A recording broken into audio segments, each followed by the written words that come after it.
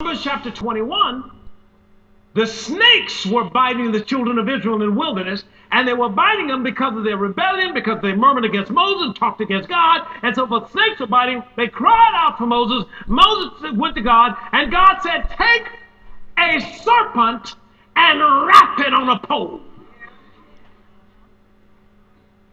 And they did that. But it wasn't, Moses did that, but it wasn't just a plain serpent. It was a brass serpent. Brass is the sign of divine judgment. That snake represents who was on the pole.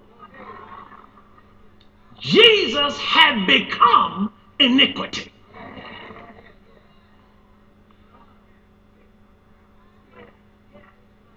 Now, when he was on the pole, he had no loincloth on. Let me correct your theology.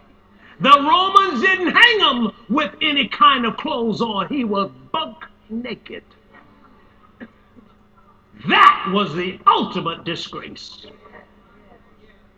He did all that for you. Now, once he died, Satan took his soul and spirit and ushered it on down into hell. And people who don't know God, and they die, he takes their soul. Demons just usher it right on down. When you die and you die in the Lord, guess what? Angels come and usher you up.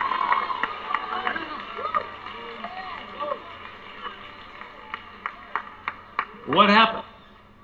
The Bible says that he was there 3 days and 3 nights. Now remember what it said. In reading this chapter, he was on the cross on the day before the Sabbath.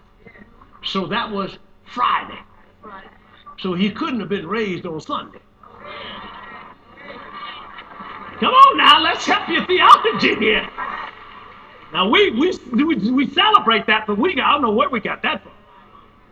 It was 3 days and 3 nights in the belly of the earth. And he said, if you want to know what that's like, he said, I can only talk about Jonah, who spent 3 days and 3 nights in the belly of a whale. And if you look in there, you'll see in Jonah, he was wrapped with weed and tossed and so forth. I'm saying when Jesus went to hell, the Bible talks about the bulls of Bashan. It says that the demons were tormenting him and everything was happening to him. What was he doing? He was going through the price that you had to pay for sin.